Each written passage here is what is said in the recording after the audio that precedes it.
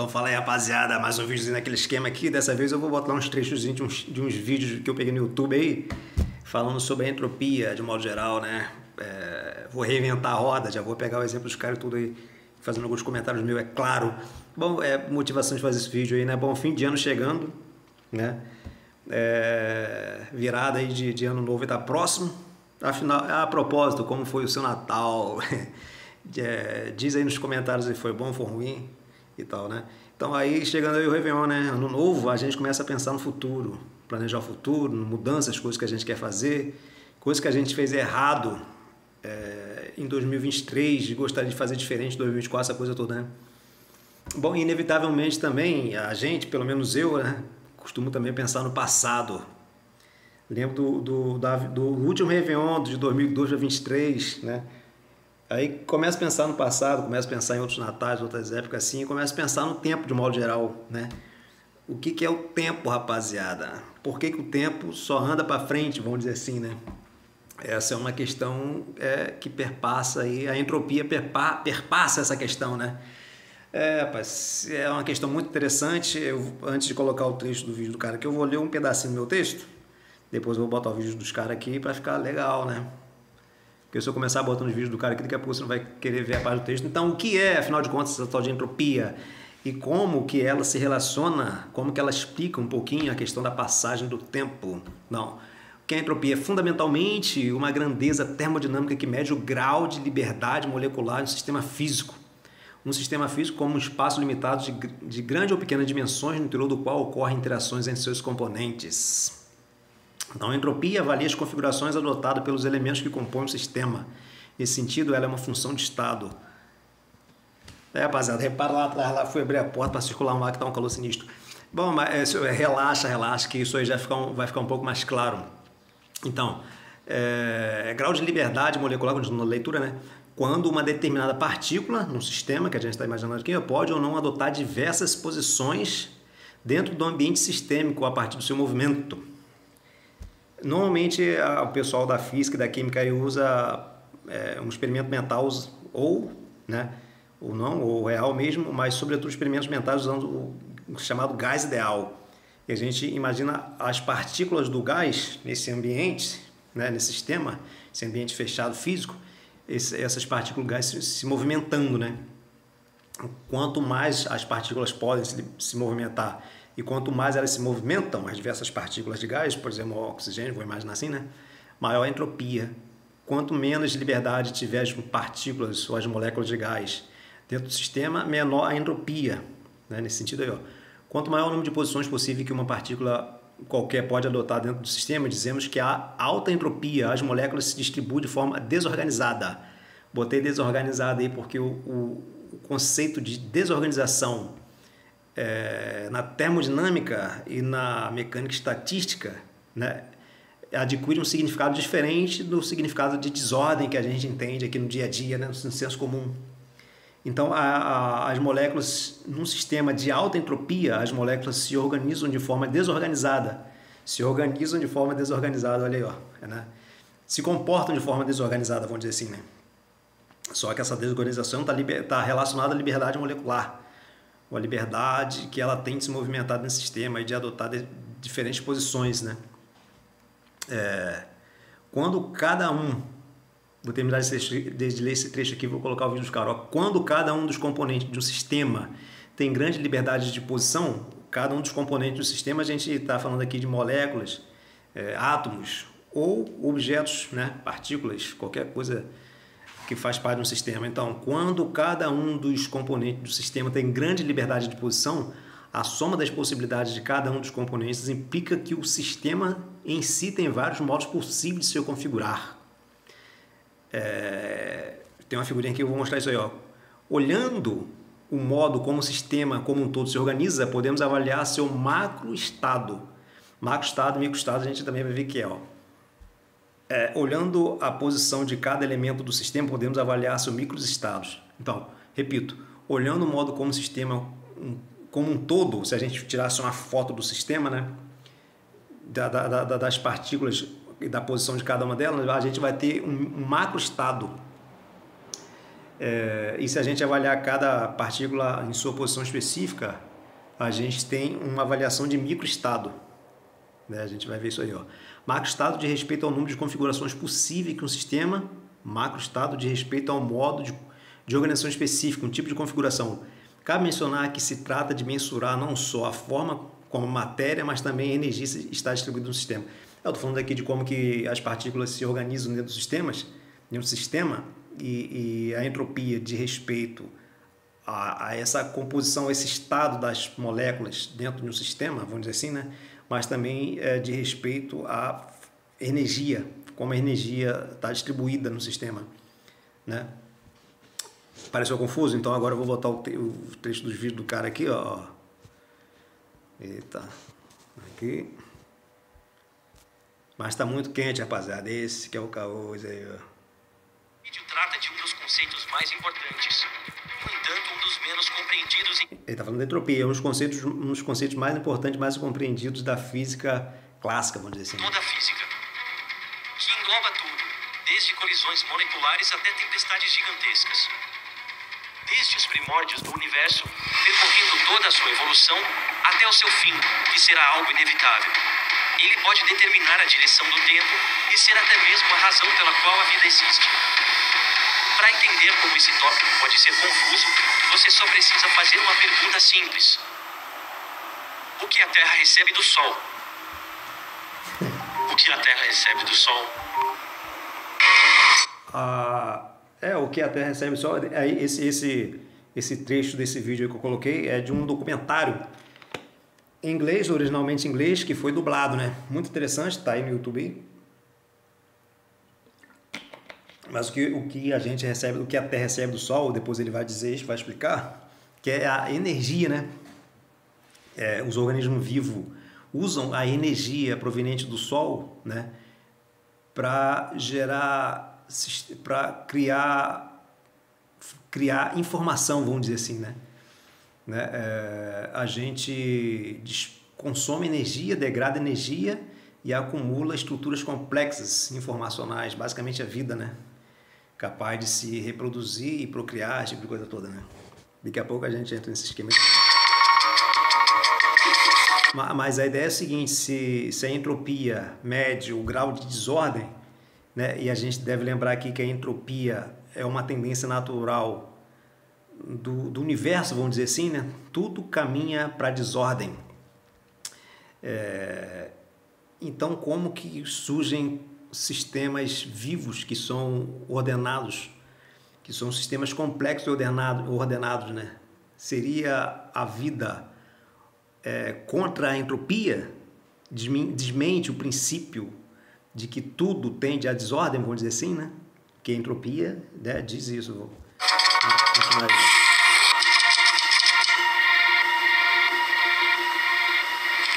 Certamente a entropia é um dos conceitos mais confusos e mal explicados em toda a ciência. Se você já ouviu falar dela, é quase certeza que você concorda com isso. Ao menos que ela é confusa. Você repara que eu estou colocando a página, o cara fala que o contexto é confuso, complicado. Canal Ciência Todo Dia. Canal grande aí, muita gente que se interessa por ciência conhece. Diversos motivos pelos quais essa confusão surge, e muitos deles são históricos, relacionados a uma má escolha de nomenclatura no passado e que acabou sendo mantida até hoje. Não é minha proposta nesse vídeo apresentar e discutir todo esse processo histórico. A minha proposta e objetivo será ilustrar da maneira mais simples possível como a entropia é uma quantidade estatística e como, a partir da definição que eu vou dar, a segunda lei da termodinâmica surge automaticamente, e isso é lindo. Primeiramente, então, o que nós queremos dizer com quantidade estatística? Antes de tudo, é importante ressaltar que entropia não é algo que você pode tocar. Ela não é uma substância física. Conceito que não fazia nenhum sentido na minha cabeça quando eu era aluno de ensino. Enfim, olha lá, tá vendo? Outro camarada vai falar que é um conceito que não fazia nenhum sentido na cabeça dele quando ele era aluno do ensino médio. Os videozinhos que eu tô dizendo aí, né, que tá, de um modo geral, o pessoal concorda que é um tema complicado mesmo. Mas relaxa, rapaziada, que vocês vão entender aí, ó, a partir desse vídeo que eu tô gravando aí, ó. O que você tá achando até agora aí desse lance da entropia? É um tema interessante, não é? Deixa nos comentários aí. Sem dúvida alguma, é um dos conceitos mais complicados de ciência à primeira vista. Não sei pra você, mas pra mim passava a sensação sensação de que essa grandeza não era bem definida. Bom, eu estava errado. Entropia é sim uma grandeza muito bem definida e é extremamente importante para a gente entender a termodinâmica, pois a partir dela nós podemos calcular diversas propriedades para um sistema. Contudo, calcular essa grandeza muitas vezes não é uma tarefa tão fácil. Dentre todos os livros de ensino médico que eu já pesquisei, a definição mais trabalhada é essa: grau de desordem de um sistema. Grau de desordem do sistema é uma definição boa no sentido de para iniciar a compreensão, né? Mas conforme você vai se aprofundando no tema, coisa que eu naturalmente não fiz devidamente, porque eu não sou físico, né, rapaziada, nem químico, né? Mas eu já percebi já que não é propriamente de desordem que se trata quando a gente fala de entropia. Todo mundo, a maioria dos vídeos usa um exemplo de um copo, né? Você pega um copo de vidro, né? Ele é um sistema organizado de baixa entropia, mas se você deixa ele cair e quebra, né? Ele se torna um sistema entre aspas, né? Ele se torna um corpo de alta entropia, porque está desorganizado.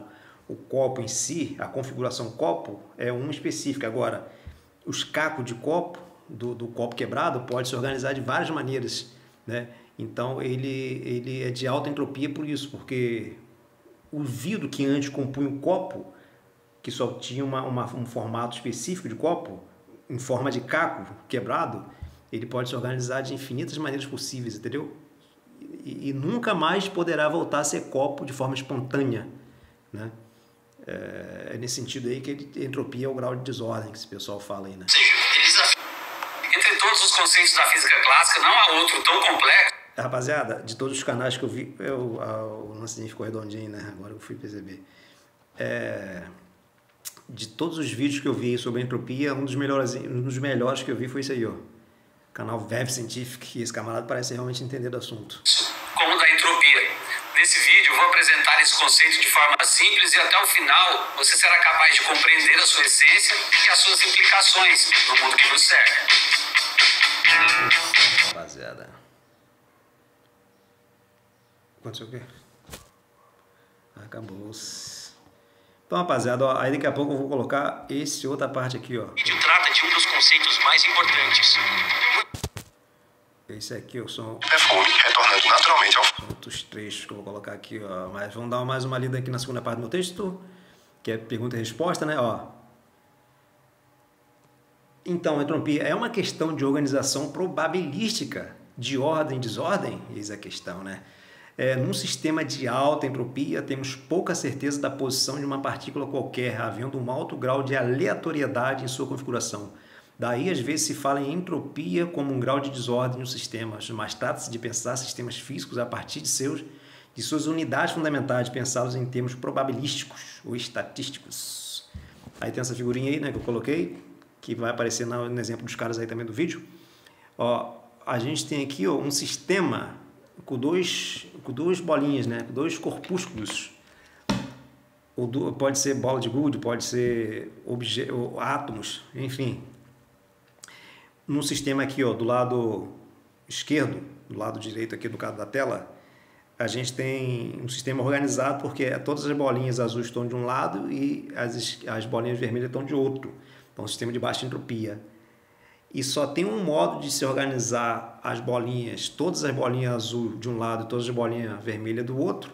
Só existe um modo possível de se botar todas as bolas vermelhas de um lado e todas as bolas vermelhas do outro, né, gente? Mas quando a gente embaralha as duas bolinhas, ó, eu não sei quantas bolinhas tem, vou imaginar aí 40 bolinhas, 40 azul e 40 vermelha. De quantos modos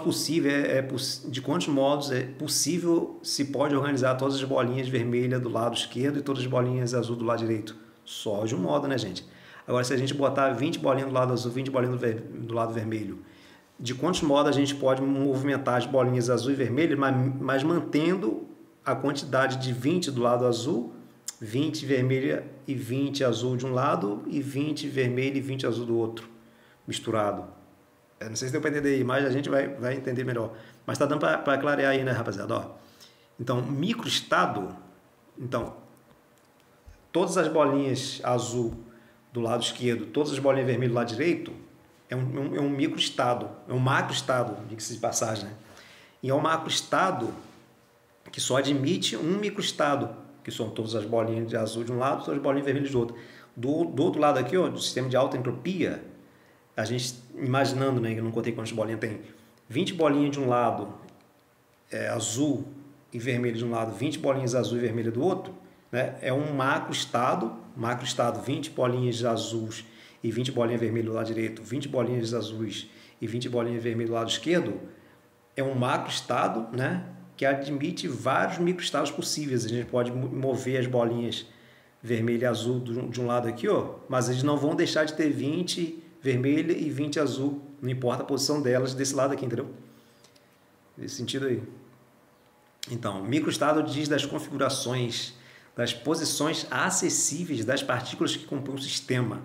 Aumentar, aí um texto que eu tirei do texto do Wikipedia, né? Aumentar a desordem, ou seja, a entropia do sistema termodinâmico, significa, de forma similar, dar-lhe condições para que haja um maior número de microestados acessíveis às partículas que compõem o sistema.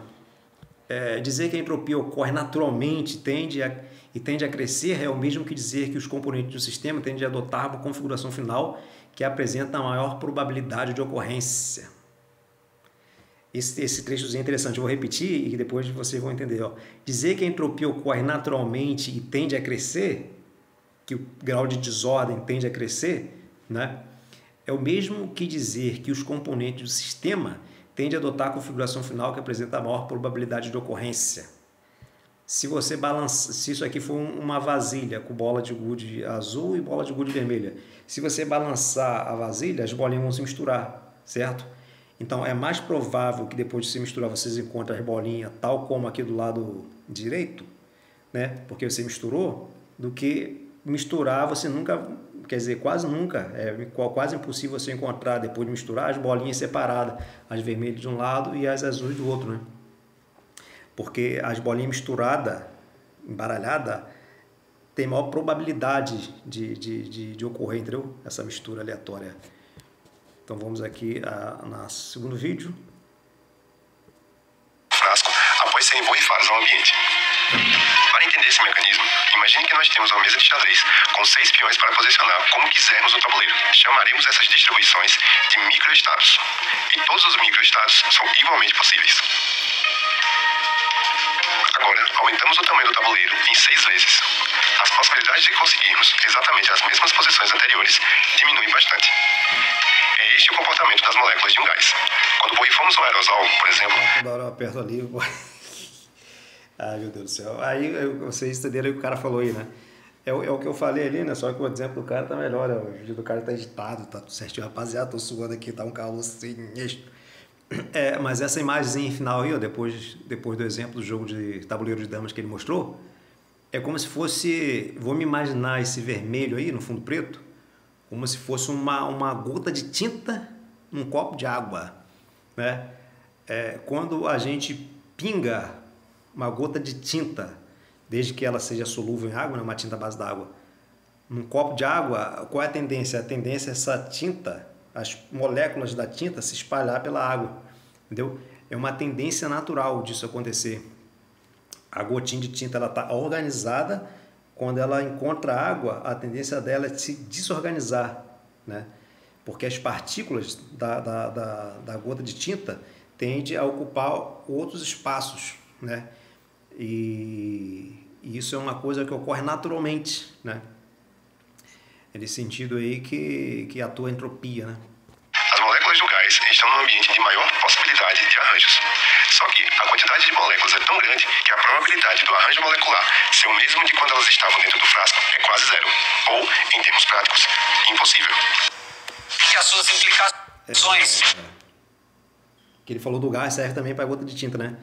As moléculas de tinta se dissolvem na água, mas o contrário das moléculas de tinta, uma vez espalhadas na água, mensagem, galera. Uma vez as moléculas de tinta espalhadas na água, muito difícil, quase impossível, elas se reagruparem e formar uma gota de tinta de novo, entendeu? A probabilidade disso acontecer é muito difícil, né?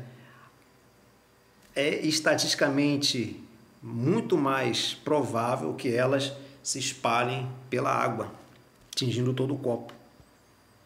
No mundo que nos cerca.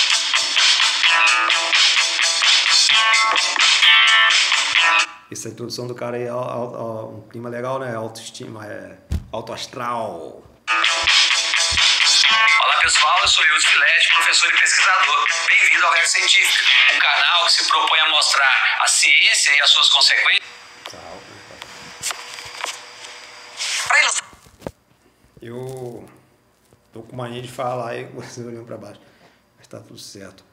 Vai dar um exemplo legal aqui agora. Para melhor o significado desta definição, o professor Peter Atkins, aquele mesmo dos livros de fisicoquímica, ele nos oferece uma metáfora muito interessante, a de espirrar em uma rua movimentada ou em uma biblioteca silenciosa. Nessa metáfora, a biblioteca silenciosa representa um sistema em baixa temperatura, com pouco movimento térmico. Um espirro corresponde...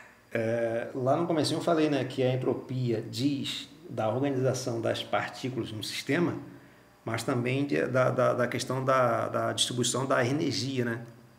Então aqui ele está falando da energia, a entropia também tem... Onde a transferência de energia em forma de calor.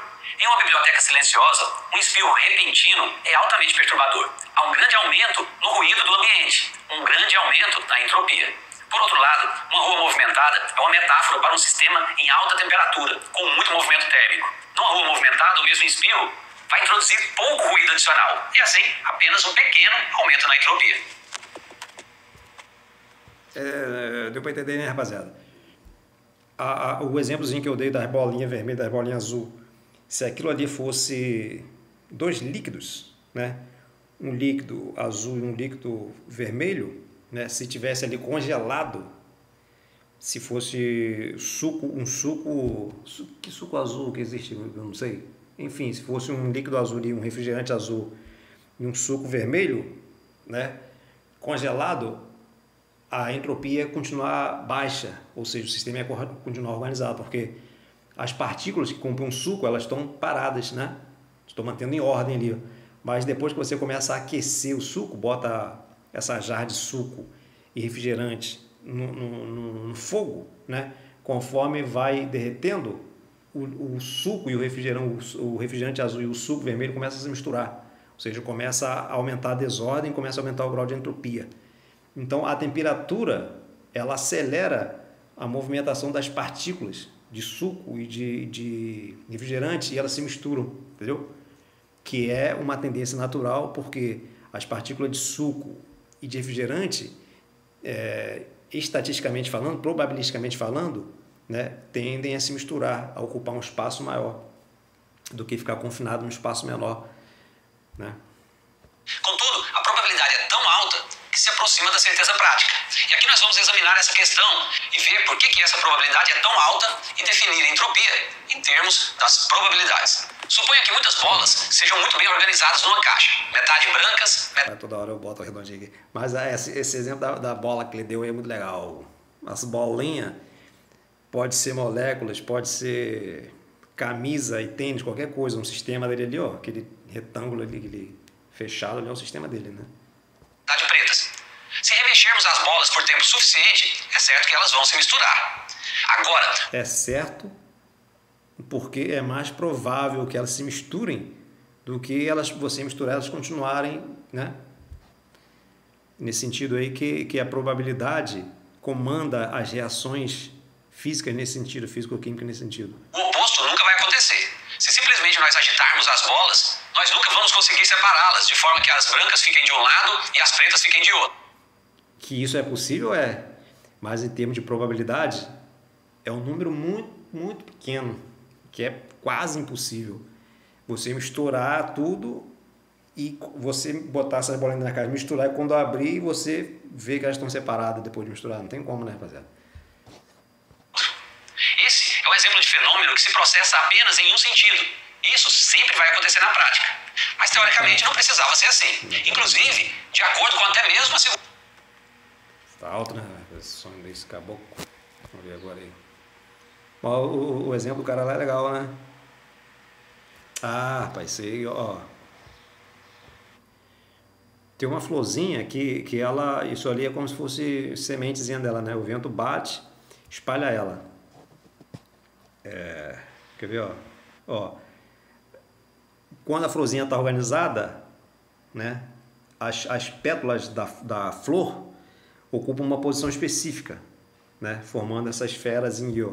Então, um sistema de baixa entropia, né? Porque as pétalas só podem ocupar uma posição específica, né? Para formar essa bolinha. Agora, quando o vento bate e joga essas bolinhas, essas florzinhas para longe, né? A gente tem um aumento de entropia, porque as pétalas da flor agora pode adotar qualquer configuração possível fora desse macro estado de florzinha redonda, entendeu? As pétalas formando a florzinha redonda é um macro estado, né, que tem a exigência de que todas as pétalas estejam organizadas de tal forma que forme essa flor redondinha, branquinha aí, ó. Agora, quando bate o vento, espalha as pétalas, né, a posição que cada pétala pode adotar no ambiente é muito maior, a possibilidade delas adotarem outras posições é muito maior do que quando ela estava naquela configuração da bolinha, né? E é uma ocorrência irreversível, né? Porque o vento espalhou. Ainda que passe um vento ao contrário, soprando as pétalas de volta em direção à flor, jamais, é quase impossível todas as pétalas cair em cima daquele galho ali de novo, se organizar e formar a pétala de novo. Você pode ficar soprando vento o dia todo para lá e para cá, esperando o vento bater, subir e descer, que as pétalas elas não vão mais adotar essa configuração, esse macro estado específico que forma a flor, entendeu? Nesse sentido aí também é bem interessante.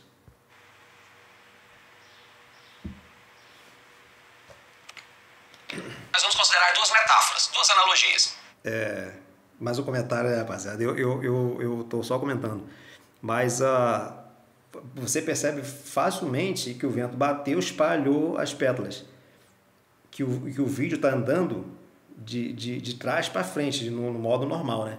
Se você visse ao contrário, as pétalas saindo do chão e pousando as pétalas pousando no galho e formando a flor de novo, você ia saber que o vídeo está sendo passado de trás para frente, de frente para trás, né? No sentido oposto, é como se o tempo estivesse andando para trás. Você saberia disso, porque isso não é uma coisa que acontece no mundo real, né, rapaziada? Então é nesse sentido que a entropia determina a direção do tempo, porque as coisas com maior probabilidade de ocorrer é que vão ocorrer, né? Na primeira delas, vamos considerar 3 dados, aleatoriamente sacudidos, e vamos olhar a soma dos números nos dados para cada combinação sorteada. Nessa metáfora, a soma dos resultados dos dados representará o conceito de macroestado, enquanto que uma combinação específica representará o conceito de microestado. Em mecânica estatística, há normalmente muitos microestados que correspondem a um único macroestado. Por exemplo, se fizermos isso para esta combinação, a soma será 4 mais 3 mais 5, que é igual a 12. Então, neste caso... Mas ficou claro agora, hein, rapaziada? 12 é a soma total dos números aqui, ó. O dados em vermelho 4, dados em verde 3, dados em azul 5, somando tudo dá 12. É como se fosse o macroestado 12. Mas você pode a ordem dos fatores na soma não altera o produto, que é 12. Né? Então você pode mudar os dados de lado, você pode botar outros valores para os dados, desde que dando 12, né, corresponde ao macroestado 12. Mas os microestados, que é a posição dos dados, do número ali, ó, pode variar. Caso a combinação 4, 3, 5 é equivalente ao microestado e o resultado 12 será equivalente ao macroestado do sistema. Se os 3 dados mostrarem 1, então o macroestado é 3. Note que só há uma forma de se obter o macroestado 3, que é uma combinação ou um microestado onde todos os dados devem estar mostrando 1. Agora, em comparação para o macroestado 4, existem 3 combinações possíveis. Esse macroestado 4 é dito ser mais provável que o macroestado 3, já que os dados... Aqui pode haver uma confusãozinha no seguinte sentido. O macroestado 12 pode adotar vários microestados possíveis. Mas se você olhar ali, ó, 2, 1, 1, é um microestado específico. Esse microestado 2, 1, 1 é diferente do 1, 1, 2. Tá entendendo? A probabilidade de encontrar 2, 1, 1 é muito baixa no microestado específico. Mas considerando o macroestado como a soma de tudo ali, 12, né? Porque as partículas de um gás do refrigerante com o suco ali que eu dei o exemplo, não tem distinção, são partículas similares, né? Então, em termos de substâncias químicas reais, assim, não faz muito sentido fazer distinção das partículas, né? É por isso que o macroestado é essa configuração genérica, no caso ali que está do exemplo 12, né? Dados podem estar em qualquer uma dessas combinações e ainda assim ser o macroestado 4. Para o macroestado 5, teremos 6 combinações dos dados, ou seja, 6 microestados. Este macroestado é ainda mais É questão de combinatória, que tem tudo a ver com probabilidade. provável que o macroestado anterior, porque o dado pode estar em qualquer uma destas 6 opções e ainda assim ser o macroestado 5. Vemos, portanto, que quanto mais possibilidades, mais microestados houver para um determinado macroestado, mais provável esse macroestado será. Esse gráfico mostra o número de combinações, ou seja, de microestados, em função do macroestado. Observe que o máximo de combinações possível ocorre para os macroestados 10 e 11. A soma dos 3 dados resultam em 10 ou em 11. Para cada um destes macroestados... Ou seja, se você tem 3 dados e pergunta para o cara, vou jogar aleatoriamente, você aposta R$100 que vai dar, se você pegar os dados ali, jogou, caiu, você somar os números, vai dar 3. Se você jogar os dados, somar os números, vai dar 12. Por exemplo, deu 6 de um dado, 5 do outro, enfim. Você vai apostar em quê? Você vai apostar que a soma dos 3 dados vai dar 3 ou que a soma dos 3 dados vai dar 12? Ora, você vai apostar que dá 12, né? Porque a probabilidade disso acontecer é muito maior do que de dar 3. Para dar 3, todos os 3 dados têm que cair com a face 1 virada para cima, né, gente? Temos 27 combinações possíveis. Não há nenhum macroestado com mais possibilidades do que esses. Por exemplo, na estatística, o que queremos dizer é que ela conta o número de Outro exemplo. maneiras nas quais nós podemos arranjar os átomos de uma substância. E isso, por sua vez, é um resultado estatístico. Eu vou dar um exemplo para mostrar como essa questão de estatística e das maneiras de arranjar átomos funciona. Suponha que nós temos um conjunto de 36 moedas idênticas e que cada uma delas possui uma face azul e outra vermelha. Eu vou organizar elas em um quadrado com 6 moedas de altura e 6 moedas de largura. Agora vamos começar com a situação na qual todas as moedas estão com a face azul voltadas para nós. Se perguntassem para você de quantas maneiras diferentes é possível obtermos a situação que eu acabei de descrever, qual seria a resposta? Uma maneira, certo? O único modo do conjunto inteiro de moedas ser azul é quando todas as moedas estão com a face azul voltadas para nós. Nós vamos chamar essa situação em que todas as moedas estão com a face azul viradas para nós de macroestado todas as moedas azuis. Esse é um termo técnico, não se assustem com ele ainda. Esse macroestado só possui um modo de ocorrer e esse modo é o que chamamos de um microestado ou a configuração do sistema. Nós vamos chamar o número de configurações possíveis de W e vocês já vão entender por quê. Nesse caso, nós temos um W igual a 1. Então vamos para a próxima situação. Agora nós temos uma situação na qual uma moeda com a face vermelha e 35 moedas azuis. Pergunta: de quantas maneiras diferentes nós podemos obter essa configuração com uma moeda vermelha e 35 azuis? A resposta: temos 36 maneiras, que é um número total de moedas. Se isso não foi claro, é só pensar que podemos virar a moeda vermelha e virar qualquer outra azul no lugar. Ainda teremos 35 azuis e uma vermelha. A vermelha pode ser qualquer uma das 36 moedas do nosso conjunto. Portanto, dizemos que o macroestado, uma moeda vermelha e 35 azuis, possui 36 configurações possíveis, ou 36 microestados. Então, W é igual a 36. E vamos para o caso seguinte, um pouco mais complicado, mas não muito. A situação agora é a de 3 moedas com a face vermelha e 33 com a face azul. De quantos modos nós podemos chegar nessa configuração? Fazendo uma conta de combinação, a resposta é de que existem 7.140 modos. Então, o macroestado 3 moedas vermelhas e 33 azuis possui 7.140 configurações possíveis ou 7.140 microestados. Então, o W é 7.140. Continuando essa brincadeira, nós vamos escolher aumentar o número de moedas vermelhas para 10 e ver o que acontece. Nós temos 10 moedas com faces vermelhas e 26 com faces azuis. De quantos modos nós podemos arranjar essa configuração? Realizando novamente o cálculo das combinações, o resultado que nós obtemos é de que existem 254.186.856 modos. Isso é extremamente bizarro. O número aumenta significativamente. Portanto, o macroestado 10 moedas vermelhas e 26 azuis possui 254.186.856 configurações possíveis, ou 254.186.856 microestados. Então, nesse caso, W é igual a 250. Ou seja, é impossível calcular isso aí na mão, né? Na força bruta. Simples na calculadora. 4.186.856. Falar esse número é extremamente cansativo, acreditem. Eu nem consigo mostrar esse número na tela, que nem os exemplos anteriores, porque literalmente faltam pixels para mostrar isso tudo em uma tela HD de 1920 por 1080, que provavelmente é a que você está usando agora. A partir daqui, os números crescem exponencialmente. Com 18 moedas de cada cor, o número de configurações possíveis para o nosso sistema seria da ordem de 9.075.185.300. Se eu mostrasse uma configuração dessas por segundo, esse vídeo teria 300 anos de duração. Agora imaginem os números envolvidos em gases com 10 elevado a 21 átomos.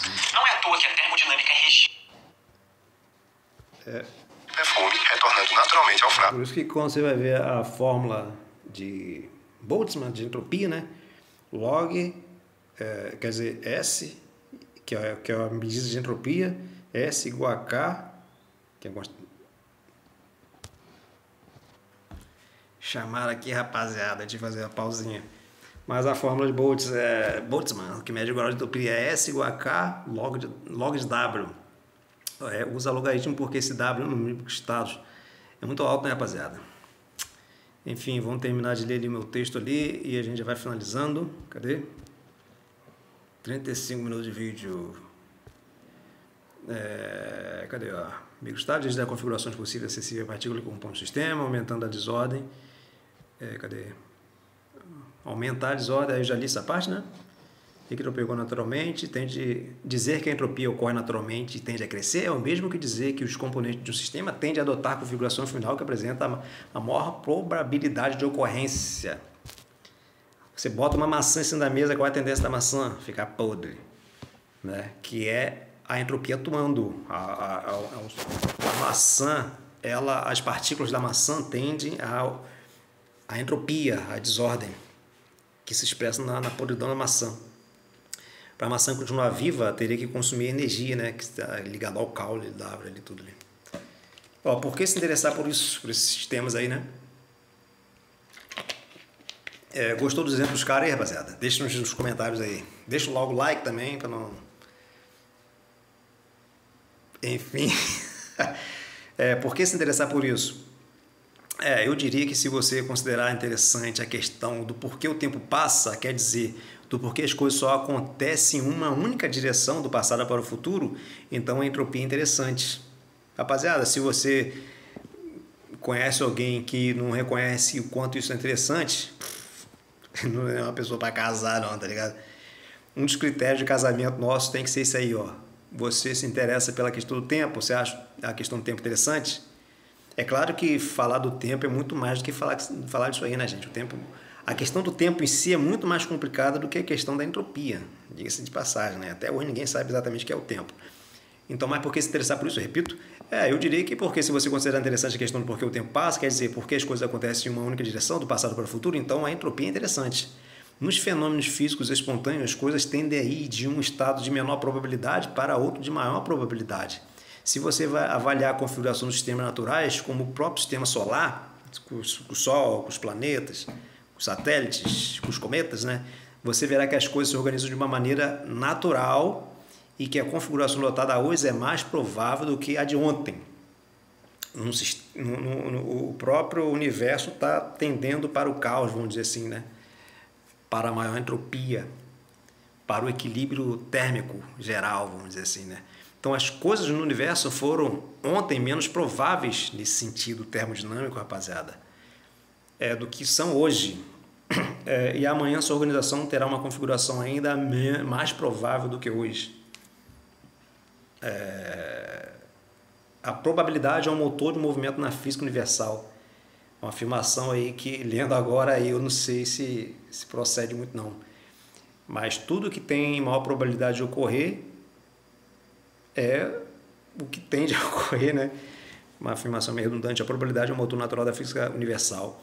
É a probabilidade que determina o futuro final do universo, sua morte termodinâmica. É claro que tem mais coisas entre o céu e a terra do que supõe a nossa van filosofia, né, rapaziada? É claro que para a probabilidade atuar, quer dizer, para que haja movimento, as coisas caminham para o equilíbrio termodinâmico nesse sentido, deve haver o que se movimentar, onde e quando. Ou seja, a própria termodinâmica, esse próprio tempo físico, químico do que a gente está falando aqui, ó, necessita de um tempo anterior para que onde as coisas surjam, né? Para que ocorra. Então, o tempo anterior ao próprio tempo termodinâmico, o tempo anterior à própria probabilidade, a própria estatística, vamos dizer assim, né? Se não existisse nada, Será que nunca existiu nada e quando passou a existir alguma coisa ao invés de nada? Existiu um tempo em que antes nada existia, entendeu? É um troço bem embaçado. Será que o tempo é uma propriedade da própria matéria inerente? Enfim, né? O espaço vem junto, como é que é essa história toda? Então, para que o tempo, o espaço e em seguida a lei da termodinâmica são contemporâneos. Parece que o tempo, o espaço e a segunda lei da termodinâmica são contemporâneos. Ou seja, né? Não são anteriores, né? Pelo menos o tempo e o espaço nesse sentido aí, né? Estruturas complexas, aquelas de baixa probabilidade ou de baixa entropia, consomem ou tendem a consumir energia para ocorrerem. Estruturas complexas para surgirem consomem energia, né, rapaziada? Se manterem.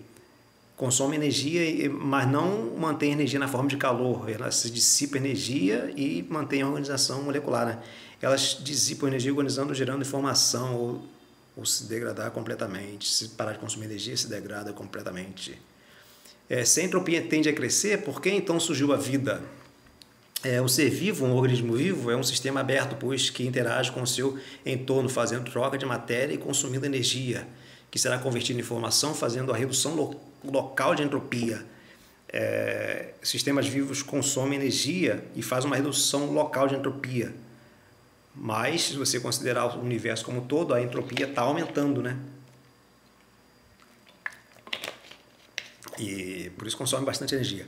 Então, um outro exemplo que a gente pode imaginar é um ovo de galinha, que tem baixa entropia, com a gema e a clara devidamente separados. Mas se o ovo cai e se quebra, há um aumento de entropia na mistura da clara da gema ali, né? Meio que bagunça o sistema. Mas as coisas ficam ainda mais complicadas quando imaginamos dentro do ovo um embrião de galinha se desenvolvendo. O embrião de galinha consome energia e a matéria do ovo para gerar seu corpo. Considerando que o ovo fosse um sistema fechado, após a formação do embrião, após 20 dias, no caso, né, que o embrião se forma, a entropia aumentou ou diminuiu? Qual a relação entre entropia e complexidade? Qual a relação entre entropia e informação? Tem a questão da entropia da informação também. Certamente o pintinho é mais complexo que o ovo em si. Enfim, rapaziada, esse aí é mais ou menos aí o vídeo que eu queria falar com vocês. Não sei se vocês gostaram. Deixa o like, deixa nos comentários. Tamo junto e é nóis.